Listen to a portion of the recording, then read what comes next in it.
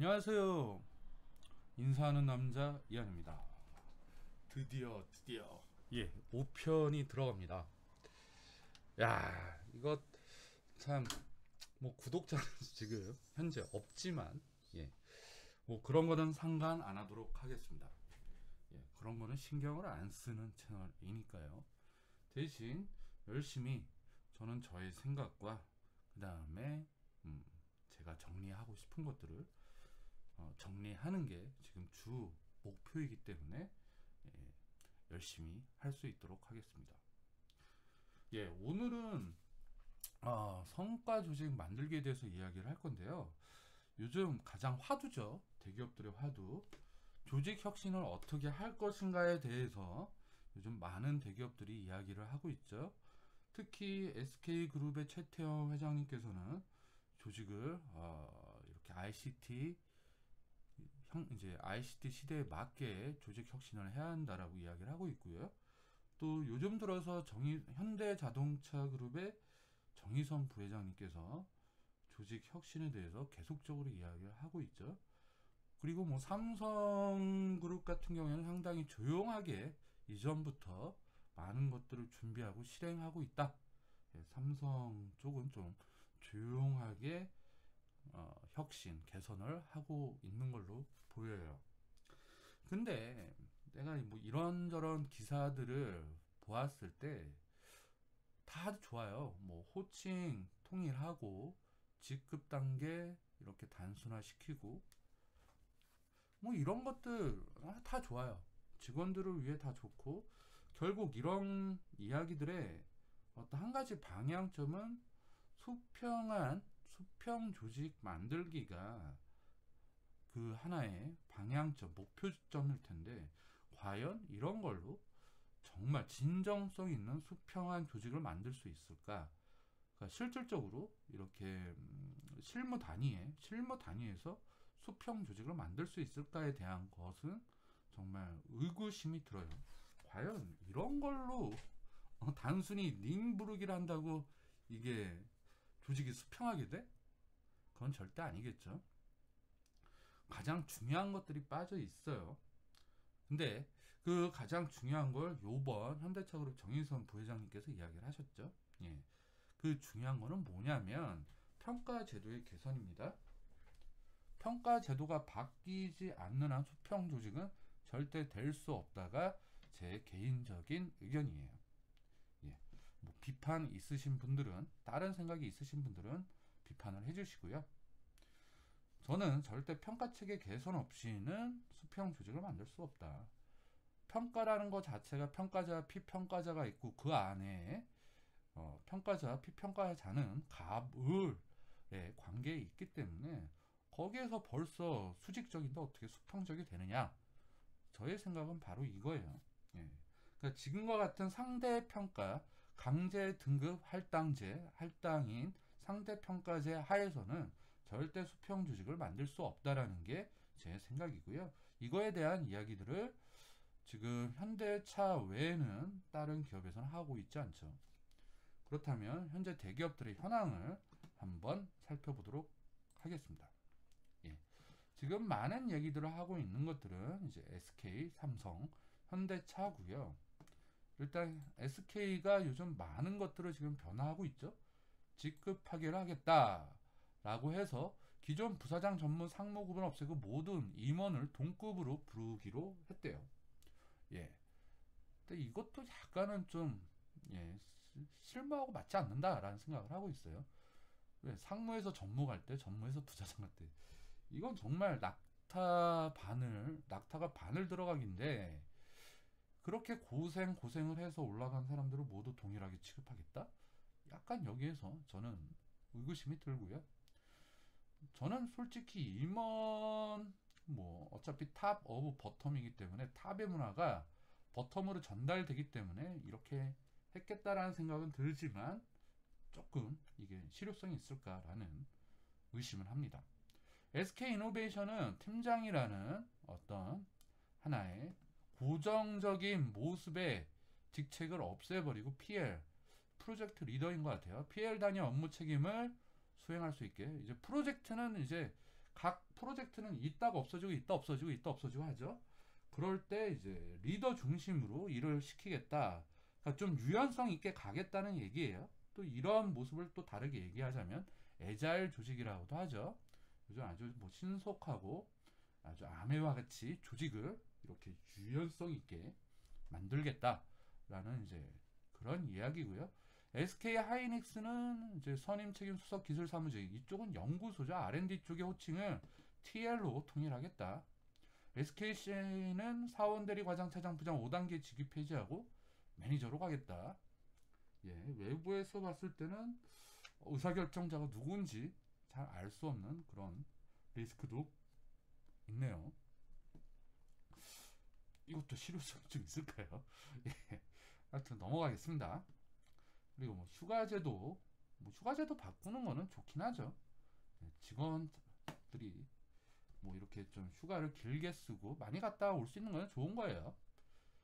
SK 쪽은 이제 휴가 셀프 승인제를 도입하고 있어요. 이노베이션 SK텔레콤 팀장 결제 없이 그냥 본인 기한 본인 승인 통해서 약간 통보 형식이죠. 그리고 SK 이노베이션은 근무일 기준 5일이나 10일, 주말 포함하면 이제 뭐 10일 가면 주말 앞뒤로 포함하면 뭐 토일 6일 정도 되고, 그 다음에 실제 쓰는 걸 10일 하면 16일 정도 휴가를 사용할 수 있다는 거죠. 이렇게 쓰게 할 수 있겠다. 그리고 출퇴근 시간도 뭐 선택적 근무 시간을 도입을 해서 약간 이제 자기가 오전 9시가 기준이라고 한다면 오전 10시, 뭐 오전 8시 이렇게 바꿔서 쓸 수 있게 하겠다 하고, 특정주의 근무 시간에 몰리면 그 전주를 적게 해당 주를 많게 조절 업무 가능. 이게 뭐냐면은 내가 다음 주에 막 야근이 많을 것 같아. 뭐 이렇게 여러 가지 협력사들도 만나야 되고 기술 점검도 해야 되고 하니까 대략 보니까 한 50시간이 일해야 될 것 같아. 야근 한 두세 시간 해야 될 것 같아. 그러면은 내가 요번 주에 다음 주에 그 정도 할 것 같으면 요번 주에 다음 주에 50시간을 일할 것 같으면 요번 주에는 30시간. 그래서 2주 평균하면 40시간이 되죠. 그렇게 조절할 수 있게 하겠다라는 거죠. 그 다음 삼성을 한번 볼까요? 삼성을 보면은 삼성은 기존 7단계 사원 1, 2, 3 대리과장 차장 부장을 4단계로 단순화하겠다. 이제 사원을 하나를 묶을 거고요. 사원 1, 2, 3. 그 다음 대리를 남기고 과차장을 하나를 묶고 부장 뭐 이렇게 남기겠네요. 제가 삼성이 아니라서 잘 모르겠지만 이렇게 4단계로 단순화하겠다 하고요. 호칭을 님으로 통일하겠다. 참, 예, 뭐 그냥 좋든지 뭐 말든지 이런 건 뭐 별로 수평 조직 문화, 과연 자율출근제 도입, 이거는 좋네요. 오전 6시부터 오후 1시 사이 원하는 시간에 출근, 하루 8시간 근무. 뭐 이제 시간을 뭐 아침에 자기 자녀들 어린이집이나 유치원에 갖다 이제 유치원에 데려다 주고 출근하는 거, 뭐 그거 하기에는 되게 좋겠네요. 그리고 뭐 병원을 가거나 하는 것도 상당히 좋을 것 같고요. 혼자 사는 사람들 뭐 동사무소 가거나 행정 업무 처리할 때 그럴 때 시간이 별로 없죠. 근데 뭐 그런 거 하기에도 상당히 좋을 것 같고요. 2015년부터는 뭐 일일 4시간 이상 주 40시간 이상 근무해서 자율적으로 근무 시간 활용. 그러니까 내가 오늘 일을 4시간 하고 집에 일이 있어서 가봐야 된다. 그럼 4시간 하고 나머지 못한 4시간은 이제 뭐 내일 2시간, 내일 모레 2시간 이런 식으로 배분할 수 있다는 얘기인 거죠. 예. 근데 이거는 자율출근제는 수평 조직 만들기보다는 그냥 직원들 복지를 좋게 주겠다라는 거죠. 예. 그러니까 지금까지 보면은 수평적 조직을 이야기를 하면서 수평적 조직보다는 그냥 조직원들의 만족, WLB, 워크 앤 라이프 밸런스를 이야기하는 부분이 좀 더 강해 보여요. 수평 조직 만들기에는 보통 이제 호칭 체계 개선이나 뭐 님자 붙이는 거, 그 다음에 약간 그 복장을 캐주얼화 한다는 거, 그 다음 직급 체계를 단순화한다는 거, 뭐 이제 그 정도가 약간 수평 조직 만들기를 할 때 많은 얘기를 하는 거죠. 하지만 과연 그걸로 한다고 해서 정말 수평한 조직이 될까? 저는 절대 아니라고 아까 이야기를 드렸죠. 근데 이제 현대차는 정말 중요한 얘기들을 해요. 예, 정말 중요한 얘기들을 해요. 직급 단순화는 아까 이야기를 드렸으니까 이건 안 볼 거고요. 그 다음 정기공채 폐지, 이것도 상당히 중요한 얘기 중에 하나입니다. 예. 연이에 실시하던 대규모 공채 폐지하고 상시 채용을 하겠다. 이거는 일전에 이제 직무 역량보다도 그냥 어느 정도 노력한 학생들이라면, 대학생들이라면 이제 다 모아놓고 이제 거기에서 좀 괜찮은 애들을 뽑아서 직무 역량보다는 이제 각 팀에 필요로 하는 인원들을 이제 쫙 줄 세우게 해서 보내는 방식이었다면, 이 상시 수시 채용이란 거는 회사 내부의 부서들마다 필요한 인원들을 받고 어떠한 역량이 필요한지를 취합을 해서 그 직무 역량을 가진 신입사원들을 뽑겠다, 아니면 경력직을 뽑겠다는 거예요. 그러니까 핵심은 직무 역량, 직무 역량을 가진 자들을 뽑겠다라는 게 이 상시 채용의 핵심이에요. 그건 뭐냐? 이제 실질적으로 철저히 실무적으로 간다는 얘긴 거죠. 철저하게. 그리고 두 번째는 능력제로 간다는 거예요. 예.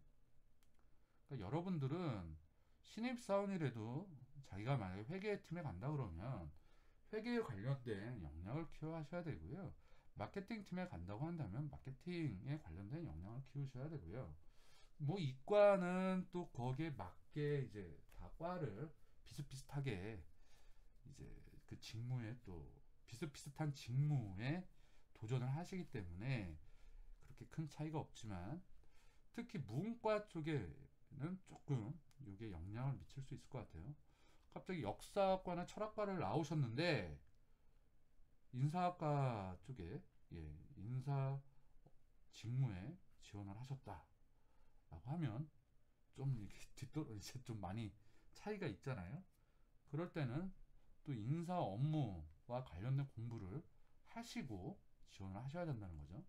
예전에는 안 그랬지만.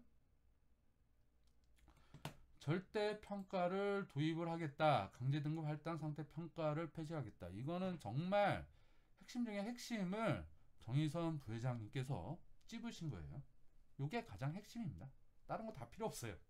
뭐 호칭제, 직급 단순화제, 뭐 다 필요 없어요.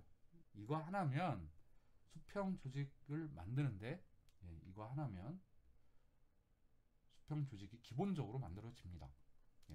그렇게 알고 계시면 되고요.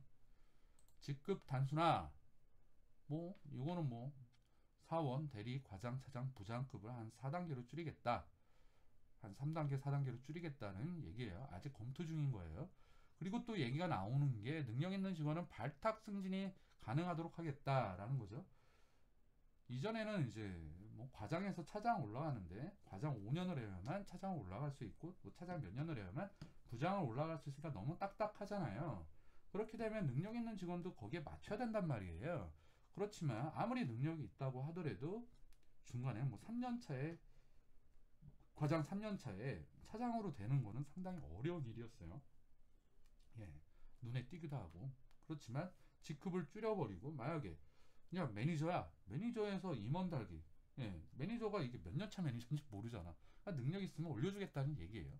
이것도 지금 검토 중에 있다고 합니다. 그러니까 지금 현대차는 정말 핵심적인 제도들을 손보겠다라고 이야기를 한 거예요. 자, 그러면은 제가 왜 평가를 가장 중요하게 생각을 하는가, 그거에 대해서 이야기를 해볼게요. 지금 뭐 여러 대기업 중에 현대차만 빼놓고는 가장 중요한 평가 체계 개선 이야기가 빠져 있어요. 왜냐면은 요거가 상당히 정말 어려운 부분이에요. 이 평가 체계를 바꾼다는 것 자체가. 왜냐면 이 평가 체계 자체에는 보상, 성과급, 그 다음에 뭐 연봉, 그러니까 임금과 관련된 모든 것들이 다 이렇게 얽혀 있어요. 진짜 그물망 같이, 거미줄 같이 얽혀 있고, 두 번째로는 승진하고도 얽혀 있고요. 세 번째로는 가장 이제 능력 하위 고과자들에 대한 처리 문제, 이것까지 얽혀 있어요. 예. 그렇기 때문에 평가체계 개선한다는 것 자체는 상당히 어려운 부분이에요. 그 다음에 개선하고 나서도 직원들이 받아들일 수 있는지 없는지도 어떤 형평성 문제, 그 다음에 수용성 문제도 있기 때문에 조금 어려운 부분이 있지만, 저는 이 상대평가제는 정말 많은, 예, 그 조직 성과를 망치고 있다고 저는 생각을 하고 있는 사람 중에 하나입니다. 조직 성과를 계속적으로 망쳐왔는데, 그나마 이제 우리나라 사람들이 성실하니까 성과를 만들었다고 생각을 해요. 이 어려운 나쁜 제도를 가지고도 성과를 만들었다. 이것이 만약에 외국에도 있었죠. 상대평가를 하죠. 예. 근데 아무튼 이거는 지금 글로벌 기업에선 상대평가를 없애고 있는 추세입니다. 많은 글로벌 기업들이 상대평가를 없앴어요. 거기에 대해서는 좀 다음에 길게 이야기를 드릴 거예요. 자, 상대평가의 폐해.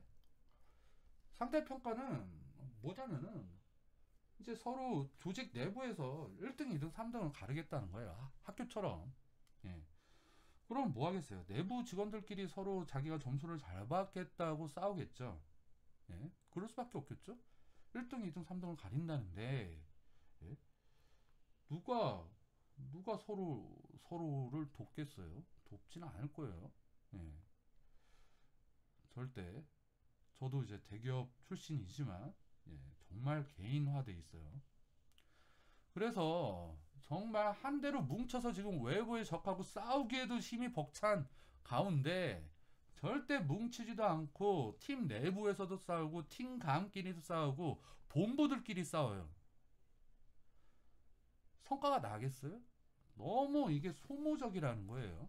예, 이게 상대평가의 가장 큰 폐해 중에 하나입니다.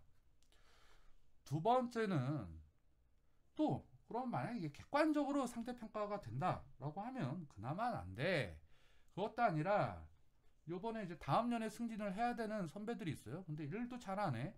실적도 별로 없어. 그냥 나이만 좀 많이 차고, 근데 다음 년에 승진을 해야 돼. 근데 이제 그 팀의 실적 성과를 만들어내는 사원 대리급들이 있죠. 열심히 일을 해요.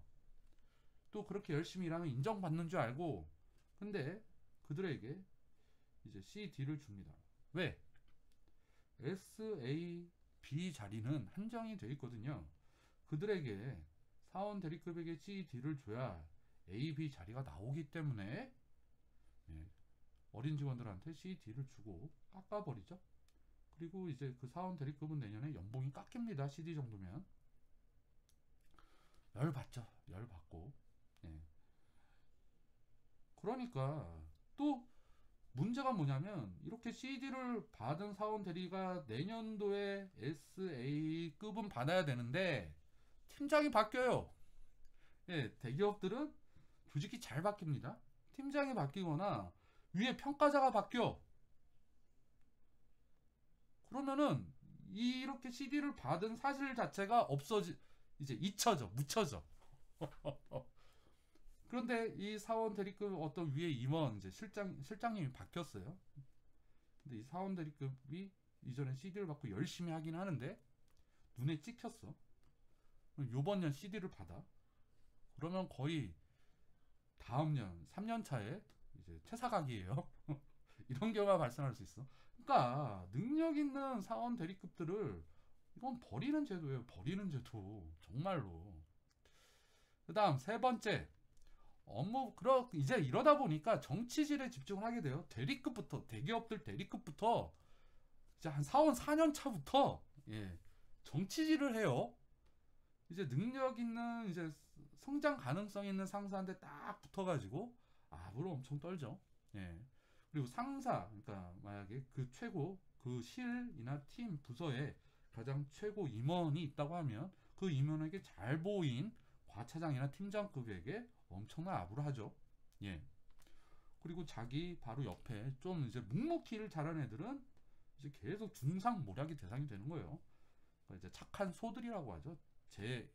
그건 제 개인적인 표현인데, 착한 묵묵한 우리 풀만 뜯어먹는 소들, 예, 하이에나들한테, 일 안 하는 하이에나들한테 잡혀 먹히죠. 예. 결국 팀워크란 건 없어요. 팀워크란 거는 사라지게 됩니다. 그리고 정보가 공유가 안 돼요. 왜냐면 자기가 알고 있는 정보를 딱 공유를 해서 서로가 이제 그 정보를 이용을 해서 성과를 만들어내는 일을 해야 되는데, 그렇게 할 필요가 없잖아요. 왜? 자기는 팀에서 좋은 점수를 받아야 되기 때문에. 이게 상대평가의 폐해예요. 예. 이래놓고 회사가 잘 나가겠어요? 그래도 전체적인 이 국가의 경제가 상향으로 가는 방향에서는 어떻게 되든 모든 대기업들, 그리고 좀 열심히 하는 기업들이라면 매출이 좋아지고 성과가 좋아요. 하지만 요즘과 같은 변화가 심한 외부 환경이라고 한다면 이 상대평가는 저는 맞지 않는다고 생각합니다. 그러면은 이 상대평가에서 절대평가로 가야 돼요. 결국은. 예, 가야 돼요. 이 절대평가는, 예, 누구든 다 90점을 맞을 수가 있어요. 누구든 다 90점을 맞을 수가 있고, 그러니까 이제 한마음으로 이제 팀워크를 만들 수가 있는 거죠. 만약에 현대차다, 야 도요타 우리 한번 이겨보자, 이렇게 해서 한마음으로 뭉쳐서 갈 수가 있는 거예요. 그리고 어찌됐든 누군가는 S를 맞으면 누군가를 D를 받아야 되는 상황이 없어지죠. 그렇게 S를 받기 위해 A를 받기 위해서 소비적인 정치질이나 아부지는 할 필요가 없는 거예요. 그리고 또 근데 여기에서 할 얘기가 좀 있긴 있어요. 할 얘기가 좀 있긴 있는데 또 약간 다른 부작용이 있을 수는 있어요. 예, 그 얘기는 좀 다음 편에 할 수 있도록 하고요. 가장 열심히 일하는 시기에 사원들이 과장, 차장, 실무진들의 동기부여책이 될 수 있어요. 왜냐하면 이제 아부질이나 정치질 그런 거에 쓸데없는 에너지를 쏟지 않고 정말 업무에 같이 팀워 으쌰으쌰 하면서 한번 가자 라고 할 수 있다는 거죠. 예. 근데 이 절대평가에서도 이제 생각해야 할 것들이 있어요. 이제 도입 시 검토해야 할 것들이 있는데, 개별 직원들의 보상을 어떻게 해줄래? 그 얘기죠. 어떻게 해줄래? 왜냐면 이제 팀원이 5명이 있어요. 그리고 그 위에 팀장이 있어요. 다 S를 줬어. 다 90점을 줬단 말이야. 예. 다 이제 92점씩을 줬어요. 그럼 이전에는 절대 그렇게 못 줘요. S 있으면 A 한 명, 그다음 뭐 B 두 명, C 한 명, D 한 명, 뭐 약간 이런 식으로 가게 되겠죠. 예? 이런 식으로 배분을 하게 돼 있겠는, 이제 배분을 할 건데, 상대평가제 하에서는, 절대평가제에서는 다 92점을 준 거예요. 그럼 얘네들 성과급을 그러니까 동일하게 줘야 되나? 이제 그런 문제가 발생을 하죠. 근데 이거는 약간 해결될 수가 있는 부분이에요. 그것도 좀 이야기하면은 많이 길어지는데요. 충분히 이제 성과금은 어차피 총액적으로 회사에서 뭐 전체 한 요번에 한 50억을 성과금 비용으로 쓰겠어 라고 한다면, 뭐 그 팀에 떨어지는 그 한 부서에 떨어지는 금액이 대략적으로 뭐 한 1억이다, 뭐 한 1억 5천이다 라고 하면, 뭐 한 1억이다고 하면 5명에 2천만 원씩 분배를 하면 되는 거예요. 2천만 원씩 분배를 하면 되는 거고. 예. 하여튼 어떻게든 보상과의 연결은 해결하기가 좀 더 편해요. 근데 이제 관대화 경향, 예. 일 못하는 애도 90점 주고 일 잘하는 애도 90점 주고 이런 문제가 발생할 수가 있어요. 이게 정말 어려운 문제예요. 절대평가 도입할 때 이 문제를 해결해야 되고요. 또 이러다 보니까 진정한 조직 위해자 발견이 더 어려워질 수가 있어요. 예, 일은 안 하고 또 오히려 더 그 평가권자에게 아부와 정치질을 더 하는 사람들이 발생할 수가 있다는 점. 예. 그러니까 평가권자와 붙어먹는 일 안 하는 사람들, 성과 없는 사람들이 발생할 수 있다는 거. 그 다음, 이 절대평가는 평가를 한다는 자체 결과보다도 고성과 달성을 위한 과정을 위한 액션 플랜을 정말 해가고 있는지, 또 했는지, 거기에 대한 또 피드백, 이런 과정 점검 위주의 평가가 돼야 된다는 거예요. 그것과 연결돼야만 이 절대 평가가 유용해진다는 거. 예. 자, 여기에서 2, 3번 문제를 해결해야 되는데요. 여기에 관련한 이야기를 하기 위해선 좀 더 많은 시간이 필요하기 때문에 또 이것과 연관된 편을 따로 찍겠습니다.